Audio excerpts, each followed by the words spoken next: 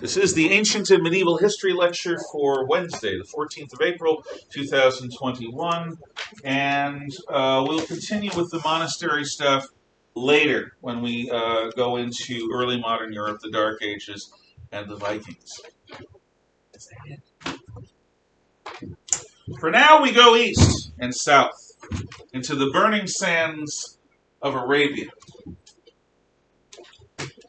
Ancient empires, as you should know right by now, tend to curve around the edge of the Red Sea, Judea, Syria, and Iraq.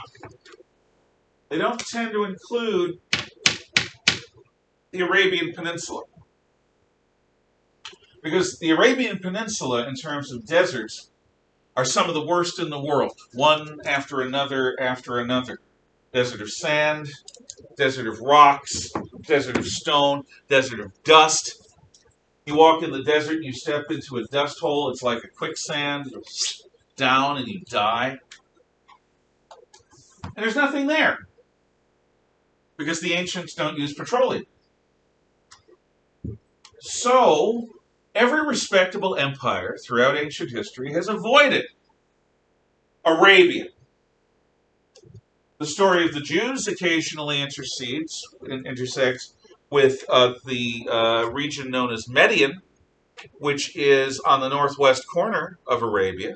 Some of Moses' journeys, like when he makes water come out of the rock, were probably not in the Sinai Peninsula, but were in northwestern Arabia.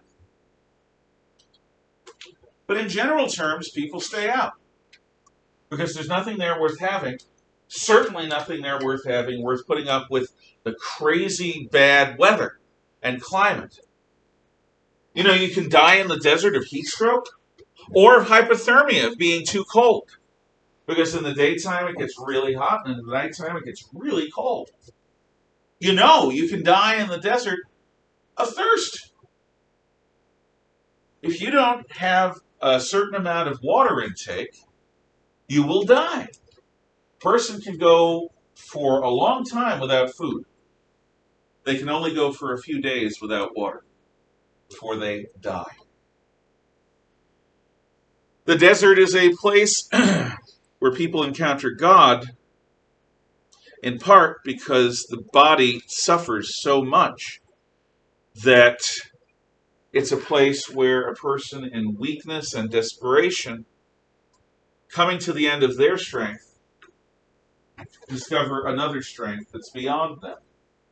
Note, I'm not saying they're delusional. I don't believe they're delusional. I believe that the desert takes a person and purifies them by having the fat that is the messed up parts of their life fall away. To survive in the desert, can't really be fat. Even all of you who are thin, by Arabian standards, are water fat. If you push on one of the little edges of your fingers and it comes right back, that means you're properly hydrated. Most of you, I imagine, are. But if it stays dimpled for a while, it means you're not. But the Arabs, the Bedouin who live in Arabia, would call that being water fat. Nobody gets enough water there. They learn to subsist on less. There are people who live in every environment on this earth. The Inuit Eskimos live in the Arctic, where nobody else could live, and the Bedouin Arabs live in the deserts of Arabia. So, what are these people like? Well, they are pastoralists. They have herds of goat and sheep. And they find areas that have some grass, and they move from place to place. And that's in the nicer areas of Arabia. They gather what they can. Maybe they plant orchards where they can. They have wells, and they wander. They wander because, like all nomads, if they stay in one place, they'll starve to death. They'll overuse the resources. So the Bedouin, the Arab nomads who live in the desert, tend to move in small groups around their territory. And they are very, very, very particular about who's allowed to use their wells, their orchards, and everything. Now, if a person comes out of the desert, one of the customs of the Bedou is hospitality, a lot like the Greeks. Whoever you are, you could be the worst enemy. If you come out of the desert and respectfully ask for hospitality, the person who you come to is obliged to feed you, help you heal, and protect you for the next 3 days and 3 nights. After that, all bets are off. But that is the law of the desert.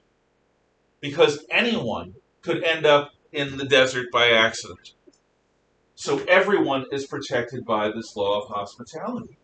Now, this law of hospitality spreads beyond Arabia. How many of you know the story of the lone survivor, Marcus Luttrell? Have you even heard of him? Marcus Luttrell was a young man from Texas who became a Navy SEAL around 20 years ago, after around the time of 9/11. And his unit of Navy SEALs, who are elite specialists in irregular warfare, has been assigned to Afghanistan, which is one of the worst places on earth, not because of deserts, but because of deserts and mountains. Luttrell and a group of 3 other SEALs are assigned to Overwatch duty. What they're going to do is they're going to be placed on a mountainside. They're going to climb the mountain. They're going to go over the other side of the mountain, and they're going to spy out a village where an enemy terrorist leader is said to be. And if they spot him, they're to radio it in so that forces can come in and take him. So their job is strictly observation. 4 guys, highly trained, some of the best trained people in the U.S. military, and that's saying something. And this is in the years after 9/11, the terrorist atrocities, so we're at war in Afghanistan. This is early in the war. People cared about it. It mattered.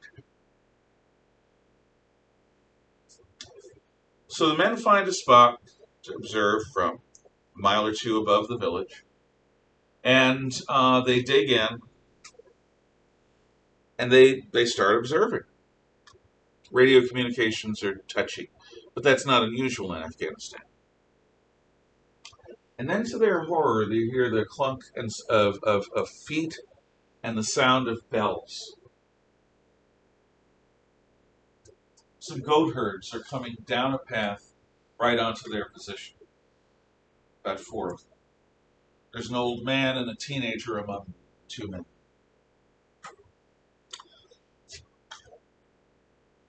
They capture them. What are they going to do with them? Their job is not to take prisoners. They have no resources other than the 4 guys. None. If they let the shepherds go, there's no question that at least 2 of them, all the hate in their eyes conveys this, will go right down to the village shouting as loudly as they can, Americans are up here. And then you'll have an entire village of fighters coming up after you. Or we can kill them. Now, America is filled with some very nice people. And America also, because we're a nation of very nice people, for the most part, have some really weird rules of war. In World War II, there would have been no question. Those goat herds would have been killed, their bodies would have been hidden under some leaves, and the mission would have gone forward. However, the 4 Navy SEALs had reason to believe that if American journalists found out, they would try to turn it into a war crime. And they didn't want to be found guilty of war crimes. Also, are you right now willing to take the lives of a young person, of an old person, of people who are seemingly non-combatants? Are you ready to kill right now when you don't have to, just to protect your secrecy? They actually do something unusual. They talk about it. The SEALs argue back and forth, and finally the decision is made to let them go. When the shepherds are let go, the young kid runs down the mountain. He's got a ways to go. And immediately, when the others get out of sight, the seals pull back. And they're going to try to pull back to the mountaintop and back to the other side. And they are radioing for extraction, for a helicopter to come in and pick them up. However, extraction does not come. There are reasons. The village comes up, hundreds of guys against 4. And no matter how good a Navy SEAL is and how well armed they are, 4 men against over 100 men who are armed not only with assault rifles and grenades, but rocket-propelled grenades and machine guns. This is not going to be a good fight for the SEALs. So what the SEALs do is just short of the mountaintop, they set up a defensive position, and they're still trying to radio in. Nothing's coming. They don't know that yet. They're hoping that they can get a helicopter in. Actually, one of the helicopters, when a helicopter finally is called, it's destroyed. It is not able to do its job because an entire helicopter full of rescuers, including SEALs, is blown up. So there were people who were going to try to rescue them, but they're gone. So as the villagers come up, the SEALs fight, and they fight a what's called they do a fighting retreat, which is not an easy thing to do in war, especially when you're outnumbered 50 or 60 or 70 to 1. So the Navy SEALs start killing people, but they're under fire, and they begin to get wounded. And they pull back over the top of the mountain. And as the villagers come over the top of the mountain, they kill more people. And then they pull back to another position, and they kill more people. But every time they do this, they take injuries. They get wounded. Finally, 1 or 2 of them are killed. They're running out of ammo. Then the 3rd one is killed. The only one left is Marcus Luttrell, who ends up basically falling down and rolling down the rest of the mountain. He's not found by the hunters from that village. A man from another village on this side of the mountain, a day or so later, comes upon Luttrell in a ditch and decides to bring him home and heal him up and give him back to the Americans. The Afghanis are not all against us. He does this, bringing the American SEAL, who's on the edge of death, who's bleeding from dozens of wounds, who's in shock, into his home with his family, his wife, his son, his children. And he starts helping him heal. But there are people in the village that tell the people in the other village, that tell the Taliban, our enemies, that there's an American here. So the terrorists begin putting pressure on this man. Give him up. We want him.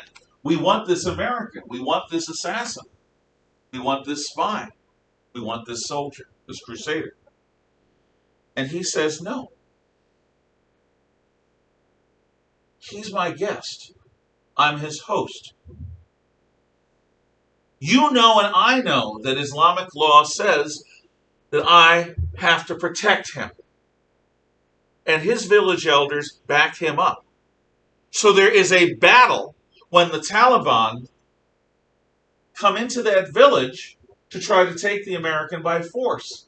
This Afghani and his fellow villagers fight against the Taliban. For an American, they don't even know.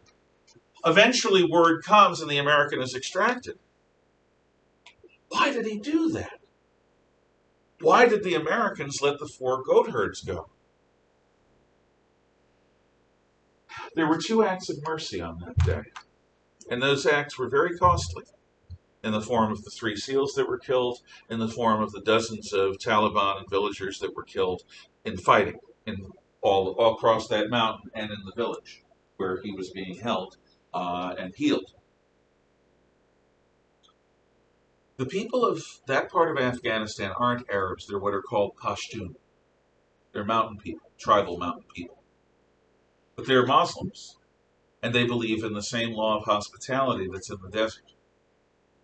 It was the law of hospitality that made that man risk his family's life, risk his village's existence for an American stranger, because he chose to make that American stranger his guest. And when you make someone your guest, you're obliged to feed them, care for them, heal them, and protect them for the duration of your hospitality. Now that's an amazing story. It was written into book form by Luttrell and a ghostwriter, and it was made into a movie, which is actually pretty good at showing the events as they happened. It's a bloody movie, Lone Survivor is, but it's a good movie. That's how serious the law of hospitality is, because that's how seriously difficult the desert is to live in. Anyway, on the northwestern region of Arabia, a bit inland from the sea, if you want to look, you can, there are a group of mountains, and this region is called the Hejaz. In the Hejaz is a crossroad town, actually it should be a little south of that, a crossroad town called Mecca. Mecca is a place that has wells, and it is a caravan town. Everyone going through that part of the world is going to stop at Mecca because it's the only place you can get food and water for days and days and days of travel. It's a town. It's not just a camp. It's a permanent settlement. There's enough water there for a permanent settlement. So it's very, very valuable. And like all tourist towns and crossroads towns, Mecca has a tourist spot. The tourist spot is called the Kaaba. The Kaaba, Kaaba, is a cavern. And the belief is that all the gods of the world live there. It's where their summer home is. The Kaaba is a place inhabited by all the gods of the world. So if you're a Greek traveling through Arabia as a merchant, you can find Jupiter or Zeus there, or Hera, or even Neptune, so far away from the sea. He's got an aspect in the Kaaba. The Kaaba is a place where all the gods of the world gather. But one day in the early 600s, a man born in the year of the elephant, there was an elephant that was brought to Arabia around the end of the 500s and the very early 600s, comes home one day. His name is Mohammed. And he says to the people around him, you know what happened to me today? Most amazing thing. God spoke to me. Now this should remind you of the story of Abraham. And it should also remind you of the story of Mohammed, which I've already told you, but I'm reminding you of. So Mohammed starts talking about the fact that God is speaking to him. And he's trying to get it all down. He's trying to write it down. He's trying to express what God is telling him. You see, God has tried to break through to humanity. He tried with the Jews, with Abraham, with Moses, but they screwed it up. The Jews focused so much on the law, on the 10 Commandments, that they forgot the living God. Strike one! Then God sends the prophet Jesus of Nazareth down.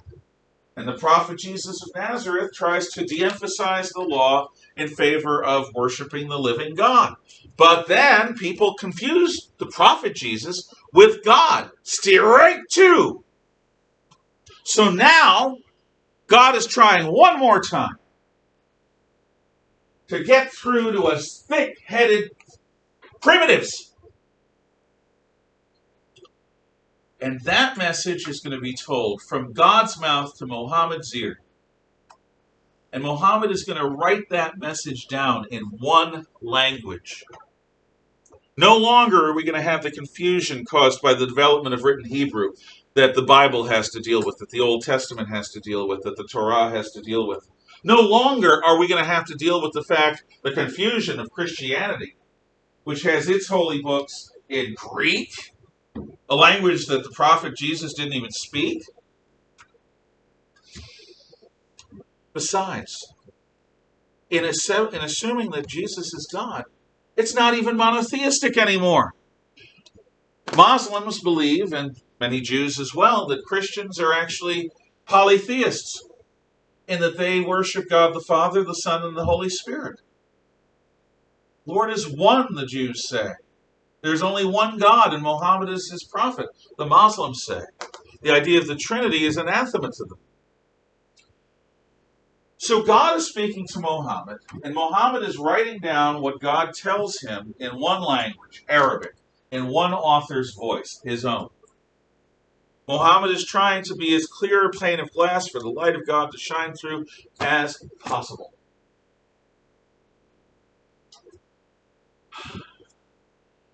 What Muhammad will produce in terms of belief is called Islam. Islam means submission to God. That is the literal definition of the word. It means when you submit and become a willing slave of the God, the one God, the only God, the merciful and the compassionate.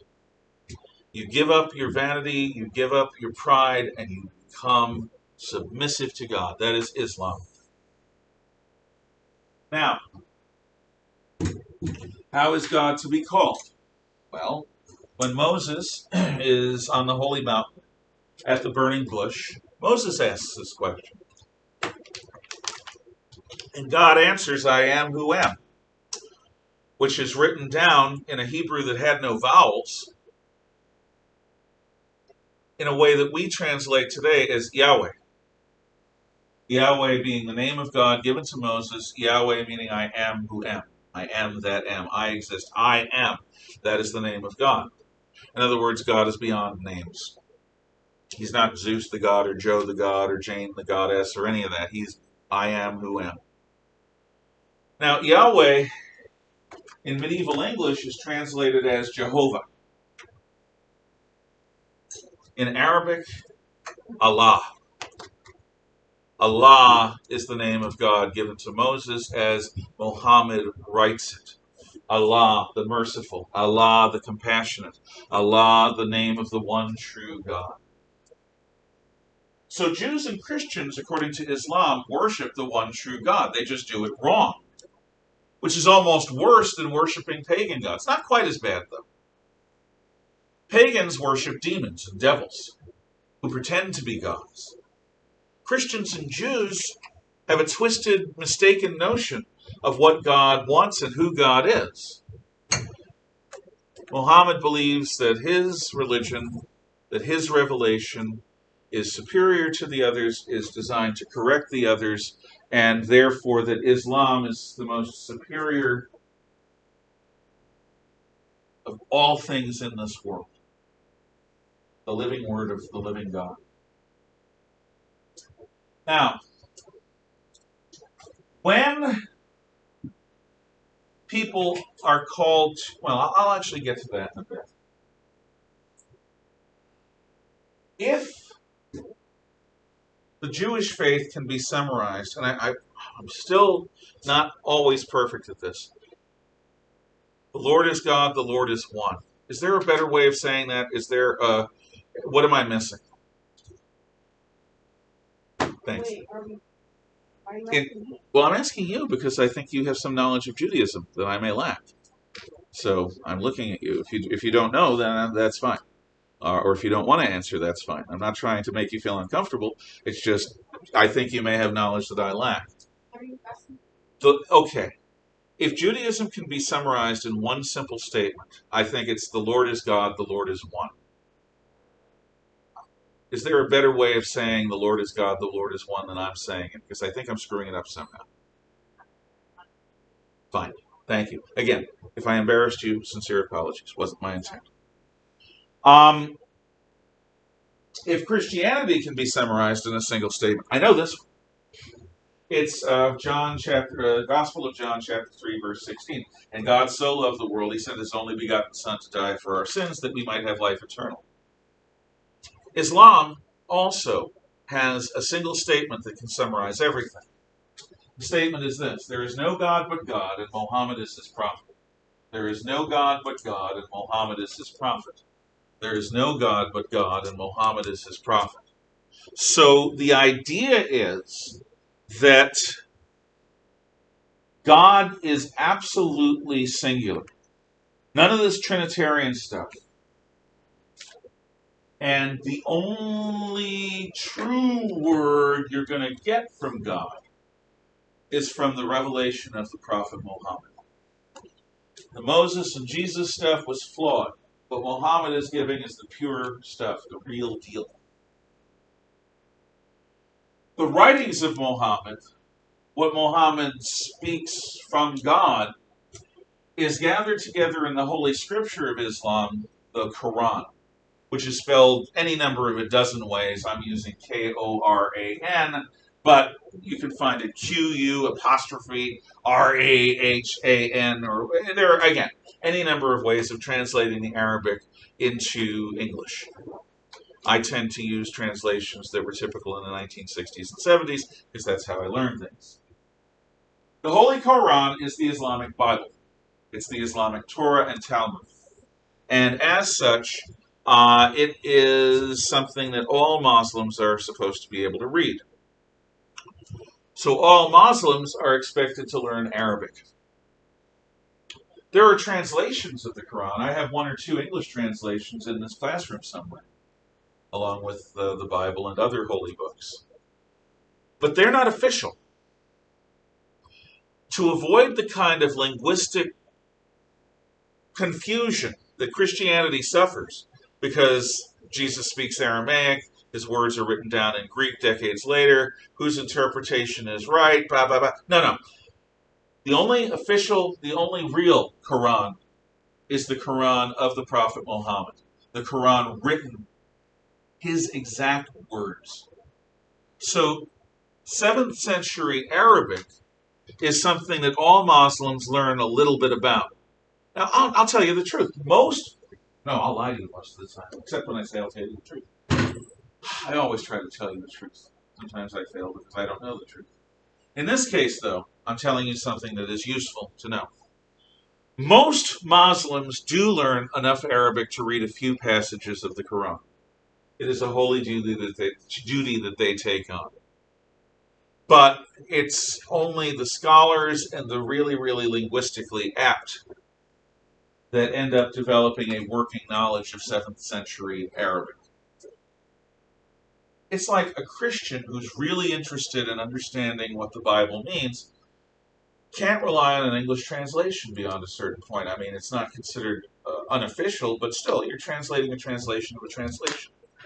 So many people who are believing Christians, especially those that want to be ministers or priests, actually have to learn written Greek and written Hebrew, and maybe written Latin if they're Roman Catholic, so that they can read the actual words in Hebrew and the actual words in Greek, and maybe the actual words in medieval church Latin. How many Christian believers do that? Fairly small proportion. But the Quran is the gathering of Muhammad's writings. Now, when Muhammad spread the word around Mecca that the Kaaba is a haven of demons that needs to be cleansed, Muhammad threatened the business interests of the leaders of Mecca, the owners of the caravansary, the people who profited from the business. I'll give you an example from modern times that's similar. I lived in Maine for 23 years before I came here. The state of Maine is on the Atlantic coast, and the only U.S. state that borders Maine is New Hampshire. The symbol of New Hampshire for decades was the Old Man in the Mountain. The Old Man in the Mountain was a cliff face that was sort of shaped. You got the top of the cliff that looked like a brooding forehead, and then there was something that looked like a nose and a mouth, and it sort of loomed out of the mountainside. So the Old Man of the Mountain was on the state flag, I think. It was on all of the state signs. It was on all of the tourist materials. The Old Man of the Mountain was New Hampshire as far as the advertising goes, just as much as the Golden Arches are McDonald's. About a dozen years ago, there was an ice storm. And after the ice storm, the Old Man of the Mountain was gone, had fallen off. What to do? Well, I think a reasonable person would say, well, we had a nice run. Let's pick something else. But no. The state of New Hampshire spent ridiculous amounts of money to get new rocks and steel and welders and build or rebuild a new Old Man of the Mountain, a new cliff face that was supposed to look like the old. These are people who can't let go. There are times in life you gotta let go. I hate it when I lose a pet. Pets are family to me. But I wouldn't want anyone to live forever. I don't think that's a good thing. And after a period of mourning, I like to get a new pet. Not to replace the old, but to provide a new animal with a home and to learn about this new animal's personality and likes and dislikes and have a next generation of pets. That to me is the way you do things. You don't try to hold on to the past forever. In any event, the Old Man in the Mountain made a lot of money. T-shirts, towels, games. If somebody had blown up the Old Man of the Mountain as an act of terrorism, the people of New Hampshire would have been furious. But it was nature. Well, Mohammed is trying to blow up the proverbial Old Man of the Mountain by talking about the Kaaba as being filled with demons, not gods, as it being false, not true. And a lot of people, if they listen to Mohammed, are going to stop spending money at the Kaaba. Plus, Mohammed is obnoxious. Mecca is a pagan town. Believes in the pagan gods of the Kaaba and beyond. And he won't shut up. Beep, beep, beep, God this, Allah that. Beep, beep, beep, one God, not many God. Beep, beep, beep, beep, beep, beep, beep. And they tell him to shut up. And he said, no. And they try to shut him up, and he keeps talking. Finally, they're going to lynch him. The people of Mecca gather together one evening, and they're gonna raid Muhammad and his small number of followers, and they're gonna beat them to death. That's the plan. Muhammad and his followers clue into what's going on, and they sneak out of Mecca. Sneaking out of Mecca, they travel a few hundred miles through the desert, evading Meccan military patrols that are after Muhammad to kill him in the desert. Eventually, Muhammad and his followers arrive at the city of Medina, also in the Hejaz, but farther north. And in Medina, Muhammad marries a wealthy widow, one of the wealthiest people in town, caravan owner, and now Muhammad's at the top of the social order. He's foreign, so he's exotic, he speaks with a slight accent, and he's married to a wealthy woman. So, Muhammad, with his drive and zeal to spread the word of God, becomes the leader of the leader of Medina. Now, most people, if they were the leader of a country, would say, well, I did a good thing with my life. I'm just going to sit back and run this place. Not Muhammad. Muhammad is not satisfied to run Medina. Now, in Medina, they do build the first mosque. What a mosque is, M-O-S-Q-U-E, if you're wondering, since it doesn't seem to be up here. What they do in Medina is they build the first mosque. M-O-S-Q... I'm going to actually put it over there. M-O-S-Q-U-E. A mosque is an Islamic holy place, like an Islamic church or temple. In a mosque, men and women worship together separately. They come to worship together. They go to different parts of the mosque. Before you enter the mosque, you take your shoes off because you're on holy ground. Remember Moses at the burning bush. And you put down your prayer rug and you pray facing Mecca. The mosque is oriented towards Mecca. I'll explain why a little later. You pray 6 times a day, facing Mecca. How do you know when it's time to pray? Well, on the corners of the mosque is at least one, maybe more, minarets. Minaret is a small, thin tower, solid. You climb most minarets from the outside with a ladder. That takes guts.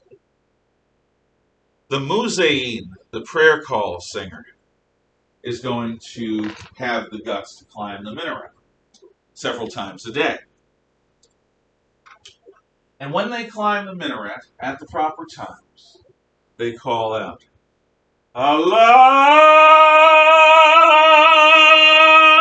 Akbar! God is great! And then they sing it. And they sing some passages of the Quran. And this is loud enough to be heard by everyone in the community. And they come to prayer and they do their prayers facing Mecca, which would be in this direction, generally, from here. And then they go about their business until it's the next time for prayer, and the next time, and the next time. I'm going through this quickly because we went through this at the beginning of the year. This is sort of a lecture that you're hearing again. Now, Mohammed is not satisfied with Medina because God is not satisfied with just one town. So the men of Medina are trained to become the first jihadis, the first holy warriors. A jihad is a holy war. Jihad. The men of Medina and march on Mecca. They conquer it. And they give the people of Mecca three choices. Mecca is the holy city. God himself stretches forth his holy breath and his holy finger and cleanses the Kaaba of the demons. Therefore, the Kaaba is the place on earth most associated with God because it is what God himself personally cleanses. To this day, there is a black cube built over the entrance to the Kaaba. And every Muslim man, at one point in his life, is expected to go on Hajj, H-A-A-J. Hajj is a personal pilgrimage to Mecca during the holy month of Ramadan, which I believe is going on right now. And in the holy month of Ramadan, they will be with Muslims from all over the world. The boxer from the 1960s and 70s, Muhammad Ali, was born Cassius Clay, an American of African descent, a black boxer. And he was a great boxer. He was the greatest boxer of his time. In the 1960s, he became a Muslim, a black Muslim, which is a particular kind of Muslim. And so he goes to Mecca. Now, I am not somebody who agrees with a lot of the man's politics, but I admired him as a boxer and as a free thinker. He was nobody's tool. He was nobody's mouthpiece. He was nobody's puppet. He was his own man. One of the things I don't like that he did is he refused to serve in the army during the Vietnam War. You know what he did instead? He went to jail for it. He didn't flee to Canada. He didn't try to get out of it. He said, I won't go. It's against my religion. Do what you got to do. He was the world boxing heavyweight champion of the world when he did this. He gave that up. It was stripped of him. He was barred from boxing for a couple of years after his prison term. Now, had he joined the army, he would not have had to fight. He was the world heavyweight champion. He would have gone around from base to base, entertaining the troops, building morale. Instead of doing that, having an easy tour of service during wartime, he chose to go to jail and have his title stripped from him because he thought it was a matter of conscience. I don't agree with him, but I respect the hell out of him for doing that. I really do. So when he talked about what it was like to be in Mecca, I listened. By the way, after his ban was concluded, he became heavyweight champion of the world again on a couple more occasions. Again, the greatest boxer of his generation. Unfortunately, like many boxers, he ended punch drunk. He had taken so many blows to the head that he had serious brain damage in the last decade or two of his life. Sad. What he said about his time in Mecca during the Hajj was that color didn't matter, language didn't matter. There were Muslims from Norway who were pale-skinned, blue-eyed, yellow-haired. There were Muslims from black Africa that made me look pale. because he was a black guy. There were Muslims from Asia, Muslims from the desert, from the jungle, Muslims who made their living on the high seas. None of it mattered. Not race, not language. There were no differences. We were all Allah's children, together praying for a month. He says it was the most incredible experience of his life, and I can see it. So all Muslim men are supposed to do that. They're supposed to go on Hajj, visit Mecca for a month during the holy month of Ramadan, at least once in their life.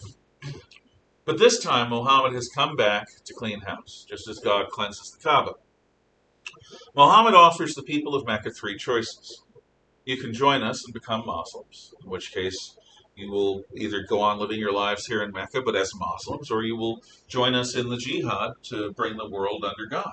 Or you can go into the desert and try to make it somewhere else.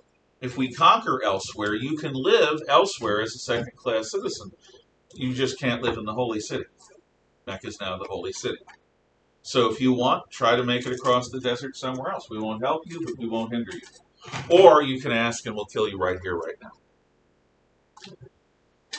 So conversion by the sword is something that is early on a part of Islamic tradition. In everywhere except Mecca, they'll let you live, if you're a Christian anyway, or a Jew, as what's called a kufar. A kufar, or kafir, is an unbeliever. Kufar, or kafir, are kept as second-class citizens. They have to pay about twice as much in taxes as their Islamic neighbors. They have about half the number of rights as Islamic neighbors. If an Islamic neighbor wants to grab them by the shoulder and bring them to the slave market, they're allowed to do that anytime they want. If there's a dispute between a Muslim and a Christian or a Jew, the Muslim always wins. You're a second-class citizen. You're allowed, you're tolerated, but you're not welcomed. Still, many Jews and Christians lived well under Islam, under that stricture. They were second-class citizens. They were kafir or kufar. Muhammad then spends the rest of his life conquering Arabia. Now, one of the responsibilities of being Muslim is to pray 6 times a day. Another is to go on the Hajj. All Muslims are also expected to keep halal. Halal is the Islamic version of kosher. You are not allowed to eat pork. You are not allowed to eat many things. Everything that you do eat has to be approved by somebody who has religious training and who understands these things. So, when I grew up in the New York City, greater New York area, there were a lot of kosher delis and kosher groceries, and there was a kosher section in almost every store for those people around us who were Jewish. We had a lot of Jewish people around us. We were Catholic. I was Catholic at that point. Now, in areas that have large numbers of Muslims, there are halal markets and halal sections in normal grocery stores. So that if you are Muslim, you know that if you buy products from these stores or in this section, you're buying something that is religiously approved. Sharia law is the Islamic version of law. If you are convicted of thievery under Sharia law, you'll have your hand chopped off. If you're convicted of thievery again, you'll have your other hand chopped off. If you're convicted of any number of crimes, including blasphemy, you'll have your head chopped off. Sharia law is the religious law established by the Prophet Muhammad in the 600s AD. Today, it includes, by the way, child marriage for women. Muhammad himself had a child bride well under the age of adolescence. It includes honor killings, which is if a father learns that his child, son or daughter, has chosen not to be a Muslim, to prevent the family from being dishonored, he may kill that child. It includes arranged marriages. The father arranges the marriage of his daughters. It includes slavery. It is a law from the Dark Ages, from the early Middle Ages. But Iran follows Sharia law. And there are many other Islamic countries that have been taken over by Islamists, people who want to return to the days of Muhammad, who follow that system of law, no matter how shockingly brutal and primitive it seems to people from Europe, America, so forth. In Islam, the example of Muhammad, the conqueror, the king, as well as the prophet, is there to make sure that you don't get too complacent. In Christianity, if you have a young man going off to fight in a crusade, a little old lady who's devout could walk up and say, "Sonny, what would Jesus do? Did Jesus go fight? Did Jesus go fight? My knowledge, the only thing he fought were the money changers, and he tossed their tables in the air and threw words at them. And you're going to go kill for religion, for Jesus? Are you sure that's what Jesus would do?" So in Christianity, the moderate can shame the extremist. Still, there are some Christian crusades. In Islam, it's the other way around. "Sonny, I see you working in a job. Have you gone off and tried to spread the faith? Are you devoted enough to put your life on hold to try to spread the faith? Are you willing to take the risks of fighting like Muhammad in holy war?" What would Muhammad do? WWMD. What would Muhammad do? Unlike the Christian example, here we have a woman urging a young man to become a holy warrior, a jihadist. And the example of Muhammad argues, yes, you become a jihadist. Why? Because Muhammad killed for the faith. He was king, he was judge, he was warrior, as well as prophet. That argues for extremism, or at least for a supreme dedication. Christ was none of those things. He was a teacher, a healer, a sacrifice. You could say that some of what he did was prophetic, but he did not call people to holy war, and he did not practice it. So there is a fact regarding Islam, that of all the wars that are being fought in the world today and for the last 20, 25 years, over 85% of them involve Muslims in one way or another. This is because while the faith has moderate people in it, peaceful people in it, people who are interested in peaceful coexistence between people of different religions, the example of Muhammad, as touted by the jihadis, by the extremists, is to show your supreme dedication. You engage in holy war to spread the faith by the sword into the lands of the infidel. And that's something that you should understand. We'll talk more about Islam tomorrow. Thank you for your attention. If there are no questions. Okay.